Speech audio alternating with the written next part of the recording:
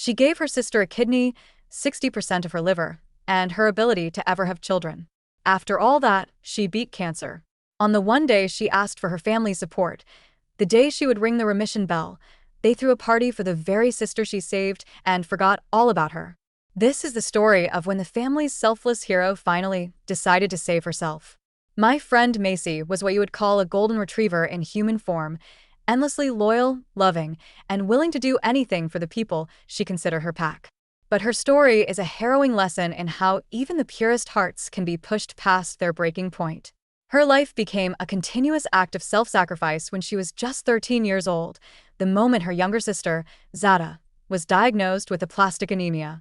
It was a cruel, insidious disease where Zada's body simply stopped producing enough new blood cells. The doctors explained it in stark terms. Zada needed blood, bone marrow, and potentially even organs to survive. Macy, as her only full sibling and a perfect genetic match, became the designated savior, the living, breathing miracle cure for her little sister. It was a role she accepted without question, because that's who she was. The donation started simply, if you can call it that.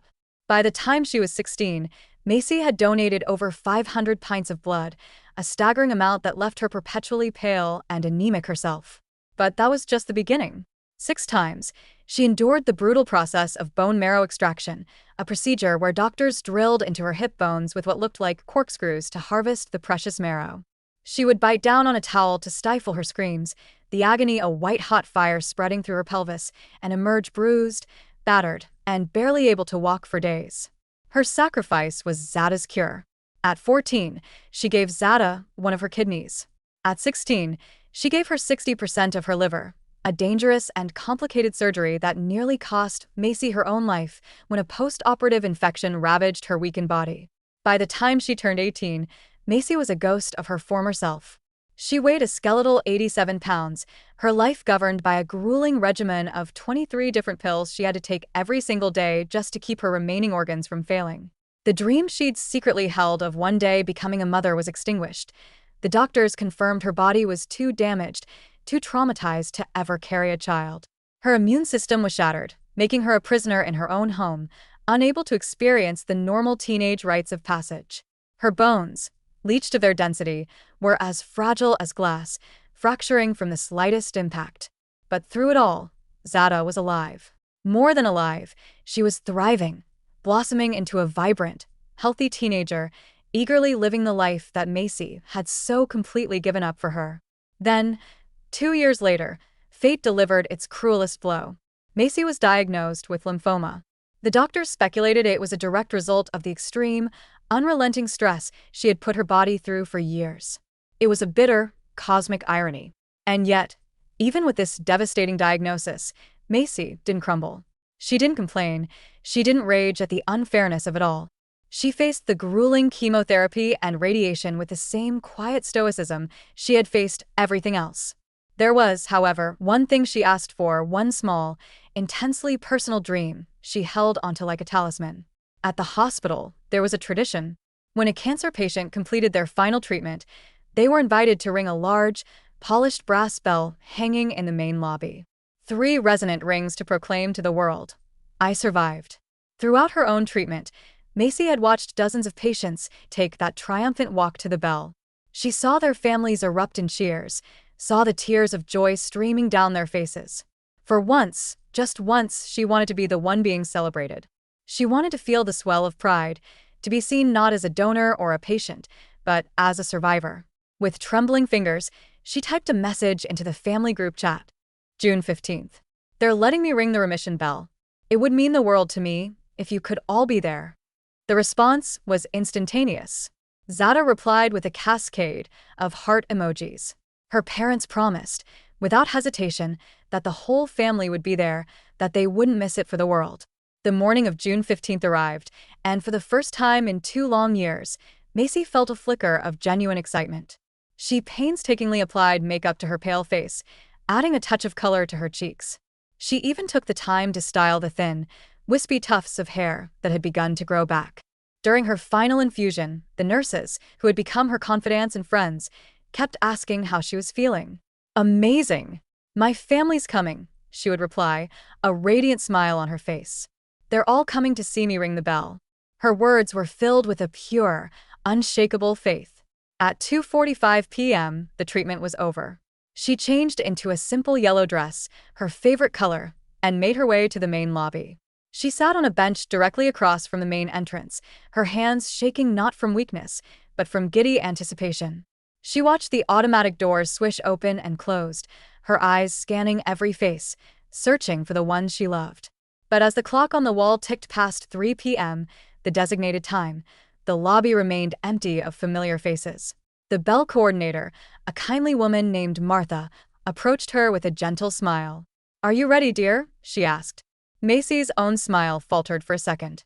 "Just one more minute," she said, her voice a little breathless. "They're probably just parking the car." The minutes stretched into 5. At 3:05, a knot of anxiety tightening in her stomach, Macy pulled out her phone and texted the group. "Hey, I'm at the bell, waiting for you guys." She saw the receipt appear under the message from Zada almost immediately, but there was no reply.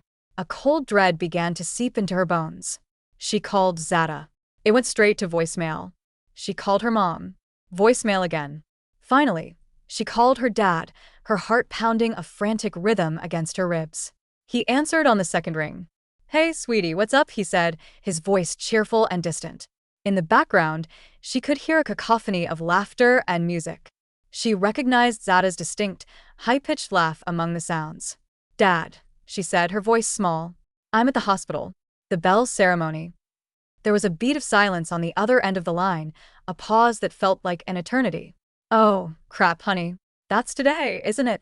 His voice was laced with a casual, thoughtless regret. "We're in the middle of throwing Zada a college acceptance party. She got into Berkeley. A full ride." Macy's legs gave out from under her. She collapsed onto the lobby bench, the phone still pressed to her ear, the world tilting on its axis. "Zada's party," she whispered, the words tasting like ash in her mouth. "Yeah, it was a surprise thing," her dad continued, completely oblivious to the devastation he was inflicting. "She wanted to celebrate getting into pre-med. You know, following in your footsteps, helping people just like you helped her." The irony was so thick, so suffocating, she could barely breathe. Then, she heard Zada's voice shout in the background. "Is that Macy? Tell her we'll celebrate with her later." "Dad," Macy whispered again, her voice cracking, "I'm at my last cancer treatment. The bell ceremony. I texted everyone. You all said you'd come." "Oh, honey, you know how bad I am with texts," he said, the excuse so flimsy it was insulting. "Look, why don't you just ring the bell and have one of the nurses video it for you? We'll all watch it together later." And with that, he hung up.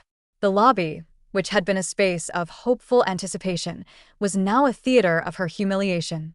It was full of other patients and their families, all of whom were now staring at the girl in the yellow dress, sitting alone, her face a mask of utter devastation. With a strength she didn't know she possessed, Macy slowly pushed herself to her feet and walked towards the bell. She was supposed to ring it 3 times. Once for her past, once for her present, once for her future. She gripped the thick, braided rope, and with all her remaining strength, she pulled. She rang it just once. The single, mournful chime echoed through the silent lobby. A few people offered a smattering of awkward, half-hearted applause. And that's when the dam finally broke. The tears she had held back for years, through every needle, every surgery, every moment of pain and loss, came streaming down her face in a hot, silent torrent. Pamela, the head nurse who had been a constant, steady presence throughout Macy's entire ordeal, ran over and wrapped her in a fierce hug. Macy collapsed against her, her small body racked with sobs. "I gave her everything, Pamela," she cried, her voice raw with a pain that went far beyond the physical. "I gave her my body. I can't have kids because of it. I gave her my entire life, and she couldn't give me 10 minutes of hers." The following Sunday was their traditional family dinner. Macy nearly didn't go, the wound of their betrayal still raw and gaping, but years of ingrained habit are a difficult thing to break. She walked through the front door, and it was as if the past week had never happened. The house was buzzing with excitement, everyone still talking animatedly about Zada's acceptance into Berkeley. No one mentioned the bell. No one asked about her final treatment. No one even bothered to say congratulations. It was as if her victory over cancer was a minor, insignificant footnote in the grand narrative of Zada's success. Halfway through the meal, her mother turned to her, her tone casual and dismissive. "Oh, Macy, did you end up doing your little bell thing?" Macy slowly set down her fork, the clatter echoing in the sudden silence. "My little bell thing?" she repeated, her voice dangerously quiet. "Yeah, at the hospital," her mother continued, oblivious. "Your father said you called during Zada's party about some bell." "You mean the bell that signifies I beat cancer?" Macy's voice rose to a shriek. "The bell that not a single one of you were there to see me ring?" That's when Zada chimed in, a smirk on her face, as if it were all a hilarious joke. "Oh my God, Macy. Why are you so dramatic about everything? It's just a bell. It's not like ringing it actually changes anything. You still beat cancer either way, right?" The room fell quiet. Macy looked around the dinner table, at her parents who were already turning back to their plates, at Zada, who had pulled out her phone and was now casually replying to a text, completely disengaged. A strange, cold calm settled over Macy. "You know what?" she said, her voice steady and sharp as ice. "You're right, Zada. It is just a bell. Just like you getting into Berkeley is just an acceptance letter. Just a piece of paper. It doesn't really change anything, does it?" Zada rolled her eyes, a gesture of pure, unadulterated contempt. "God, why do you always have to make everything about you? We get it. You donated stuff. You had cancer. But the rest of us have lives too, you know." "I donated stuff?" The words came out as a strangled whisper before erupting into a roar. "I donated stuff? How about I donate your precious acceptance letter to the fireplace?" She shot up from her chair and started marching towards the living room, where the framed Berkeley acceptance letter hung in a place of honor above the mantelpiece. Her father's chair scraped loudly against the hardwood floor as he lunged to his feet. His hand, surprisingly strong, wrapped around her thin wrist before she could reach the frame. Her mother was already on her feet, her voice a shrill torrent of accusations, screaming about how Macy was ruining everything, again, how she was being selfish, again. And through it all, Zada didn't even look up from her phone, just kept scrolling through her Instagram feed as if her family wasn't imploding right in front of her. Macy yanked her arm back with a furious sob. Her father let go but stood between her and the fireplace, his hands raised in a defensive posture, as if he were trying to contain a wild animal. The floodgates opened, and the years of suppressed pain and resentment came pouring out. "I gave you everything," she screamed, tears blurring her vision. She listed it all, every single sacrifice, every piece of herself she had carved out and handed over. The biweekly blood draws that left her so dizzy and weak she'd missed days of school. The bone marrow extractions, the horrific drilling into her hips while she bit down on a towel until her jaw ached. The kidney surgery at 14 that had stolen an entire school year from her. The liver donation that had nearly killed her, leaving her in a hospital bed for 3 agonizing months. Her destroyed immune system that had turned her into a social pariah, unable to go to school dances, football games, or even a trip to the mall. The 23 pills she choked down every single morning. And the final, brutal truth, the fact that she would never, ever have children of her own because her body was a wasteland, ravaged by the very donations that had given Zada a future. Zada finally looked up from her phone, her expression not one of remorse, but of profound annoyance. She rolled her eyes again, as if Macy were recounting a trivial, boring story.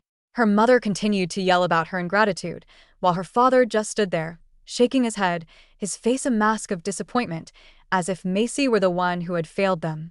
Something inside her finally, irrevocably, shattered. She pushed past her father and ran for the front door, her mother's accusations about family loyalty chasing her out into the cold night air. The door slammed behind her, a definitive, resounding end to the life she had known. She fumbled for her car keys, her hands shaking so violently that she dropped them twice before she managed to unlock the door and collapse into the driver's seat. She sat there for what felt like an hour, her body trembling uncontrollably, her shirt soaked with tears and snot. Her phone buzzed, and Pamela's name flashed on the screen. "How did family dinner go?" the text read. She knew it was Sunday. She knew what this day meant. "I finally stood up for myself," Macy typed back, her fingers clumsy. She hit send before she could second-guess herself. The phone rang almost immediately. Macy answered with a sob, unable to form a coherent word. Pamela's voice was soft, laced with a deep concern that felt like a lifeline. "Come to my house," she said, her tone leaving no room for argument. "Right now." Do not go back there, no matter what. Macy started the car and drove the 15 minutes to Pamela's small, cozy house near the hospital, Pamela staying on the phone with her the entire time, her calm voice a steady anchor in the storm of Macy's emotions. Pamela was already standing on her porch when Macy pulled up, rushing to the car before the engine was even off. The moment Macy stepped out, Pamela wrapped her in a tight embrace, and Macy fell apart completely, all the fight draining out of her. Pamela half carried her inside, settled her on the living room couch, and wrapped her in a soft blanket that smelled of lavender. She made chamomile tea while Macy, between ragged sobs, recounted the entire horrific evening, the dismissal of her bell ceremony, the cruelty of Zada's words, the utter invalidation of a lifetime of sacrifice. Pamela just sat beside her, rubbing her back, listening without judgment, and handing her tissues. It was the first time in her life that someone had simply allowed her to feel her pain without trying to fix it or explain it away. She fell asleep on that couch, still in her dinner clothes, and woke the next morning to the sun streaming through the window and 17 missed calls from her mother. The texts were a barrage of venom, selfish, dramatic, ungrateful. Her father's texts were different, pleading with her to come home so they could talk about this like adults. She deleted them all without a second thought. Pamela was in the kitchen making scrambled eggs, and when she saw Macy's face, she simply said, "You don't have to go back until you're ready. If ever." That afternoon, Pamela drove her to her follow-up appointment. Her oncologist took one look at her, her weight down another 2 pounds, her eyes red and swollen, and asked what had happened. Pamela quietly explained the events of the past few days. The doctor's professional demeanor softened, replaced by a look of genuine human concern. He told her that this level of stress was dangerously detrimental to her recovery and wrote down the name of a therapist, Jonas Hodges, who specialized in family trauma and medical PTSD. By some miracle, Jonas had an opening that very afternoon. Pamela drove her there, waiting in the car to make sure she actually went inside. The office was a sanctuary of calm, filled with plants and soft music. Jonas was younger than she expected, with kind, intelligent eyes. He listened to her entire life story without interruption, and when she was finished, he asked a question that stunned her into silence. "What do you want from your family, Macy?" She just stared at him, dumbfounded. In her entire life, no one had ever asked her what she wanted. It had always been about what they needed from her. When they returned to Pamela's house, they found Zada sitting on the porch steps, looking bored and irritated. "Mom and Dad sent me to bring you home," she announced, as if Macy were a toddler who had thrown a tantrum. "I had to cancel plans with my friends for this." "I'm not coming home," Macy said, her voice stronger than she expected. Zada's face hardened. "You're being so petty about a stupid bell," she scoffed. When Macy reminded her about the kidney, the liver, the bone marrow, Zada just shrugged. "That was your choice," she said coldly. "No one forced you. You can't blame us for moving on with our lives." From the doorway, Pamela's jaw tightened. Zada rolled her eyes one last time. "Whatever, Macy. When you're done with your little pity party, maybe you'll remember we're your family." She stomped to her car and sped off down the street. She was only 5 when it all started, Pamela said quietly, her hand on Macy's shoulder. To her, it was just normal. You were the sister who gave her what she needed to stay alive. It made a horrifying kind of sense, but it didn't lessen the ache in Macy's heart. Over the next few days, with Pamela's unwavering support, Macy began to build a new life. She found a small studio apartment near the hospital that she could afford with her disability payments. It was tiny and a little rundown, but it had a window that let in the morning sun, and it was hers. She and Pamela moved her few belongings, mostly clothes and medical supplies, while her family was out. That night, her mother discovered her empty room and unleashed a storm of furious voicemails, even threatening to report her as a missing person until her father reminded her that Macy was a 20-year-old adult. Macy turned off her phone and sat on her new bed in her empty apartment, feeling a terrifying and exhilarating sense of freedom. With Jonas's help, she wrote a letter to her family, establishing clear boundaries. The primary condition for any future relationship was their willing participation in family therapy. She also found a cancer survivor support group, and for the first time, she was surrounded by people who understood her story, without needing it explained. They saw her, truly saw her, and in their shared experiences, she began to feel less alone. 2 weeks later, her fragile body betrayed her again. She collapsed on her bathroom floor, her system shutting down from malnutrition and dehydration. She was found by Pamela, who had a spare key, and rushed to the hospital. The ER doctor, a compassionate young man named Dorian Blake, admitted her immediately. The next morning, she woke up to find members of her support group in her room, armed with flowers, cards, and homemade soup. These near strangers were showing her more care and concern than her own family had in years. When her parents did show up, demanding to know why she hadn't called them, she had them removed by security, prioritizing her own doctor-ordered need for a low-stress environment. The public fallout was swift. Zada posted on Instagram about her dramatic sister who was refusing to let the family visit her, but the comment section quickly turned against her as old high school classmates began to recall the truth of Macy's endless donations. The post was deleted, but the damage was done. Zada's perfect image had been tarnished by the truth. After her release from the hospital, Macy threw herself into her new life. Jonas encouraged her to journal about her dreams she had long since buried. She wrote about traveling, taking online classes to finish her high school education, and simply having friends who saw her as a person, not a collection of spare parts. Her father reached out, offering to pay her medical bills with a check for $30,000. It felt like a clumsy attempt to buy forgiveness, but she took the money. She desperately needed it, while making it clear that their relationship couldn't be repaired with cash. He agreed to start individual therapy with a colleague of Jonas's. The real breakthrough came one night when a drunk and distraught Zada showed up at her apartment. The online backlash had followed her to Berkeley, and she was being ostracized. Macy, instead of turning her away, sat her down and showed her the folder, a thick compilation of her medical records, lab results, and photos from her surgeries and treatments. For the first time, Zada was confronted with the unvarnished, brutal reality of what Macy had endured. She saw the pictures of Macy, emaciated and bruised, with tubes snaking from her body. She read the surgical notes, the lists of complications, the permanent damage. And then she saw the fertility report, the cold, clinical words stating that Macy would never have children. The realization finally hit her, and she was violently ill. They talked until sunrise, a raw, honest conversation that was years overdue. Zada admitted that she had minimized Macy's sacrifices because facing the truth of what it had cost her sister was too great a burden of guilt to bear. It wasn't an excuse, but it was a beginning. Armed with this new understanding, Zada went to their parents and issued an ultimatum. Either they all attend real family therapy with Jonas, or she would defer her enrollment at Berkeley for a year and tell everyone it was because her family was too dysfunctional to support her. Faced with the public humiliation of their golden child's success being derailed, her mother finally caved. The therapy sessions were painful and raw.